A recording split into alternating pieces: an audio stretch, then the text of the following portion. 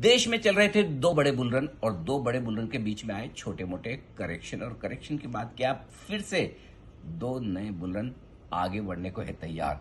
अगर इन सवालों के जवाब आप ढूंढ रहे तो इसके जवाब है हाँ, क्योंकि हरियाणा के बाद महाराष्ट्र के चुनावों ने एनडीए के बड़े बुल रन पर जो छोटा मोटा करेक्शन दिखाया था, उस करेक्शन के बाद एनडीए फिर से तेज दौड़ लगाने को तैयार है। क्योंकि रिजल्ट तो यही कह रहे हैं कि देश की जनता और स्पेशली महाराष्ट्र की जनता ने दिल खोलकर एनडीए को मैंडेट दिया है। ठीक उसी तरह से जैसे भारतीय बाजार ऊपरी स्तरों से 10% करेक्शन होने के बाद घटे भी शुक्रवार को, और घटने के बाद जो शुक्रवार से रिकवरी की शुरुआत हुई, लग रहा है कि फिर से बुल रन और तेजी की तरफ आगे बढ़ते दिख रहे हैं। लेकिन इस बड़ी जीत के मायने क्या है? इस बड़ी जीत से देश दुनिया में पीएम मोदी की ताकत और बढ़ेगी। मुंबई देश की आर्थिक राजधानी है, इसलिए भी महाराष्ट्र के चुनाव का महत्व थोड़ा ज्यादा है। बाजार के सेंटीमेंट को सुधारने में यह मदद करेगा।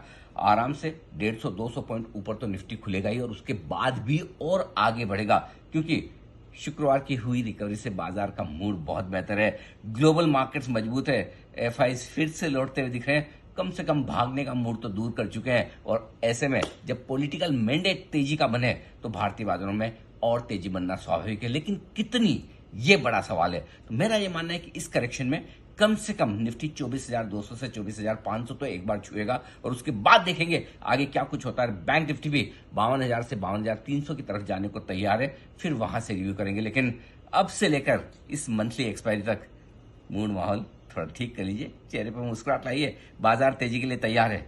क्या आप भी तैयार हैं? यदि हाँ, तो आपको क्या लगता है कितनी तेजी होगी?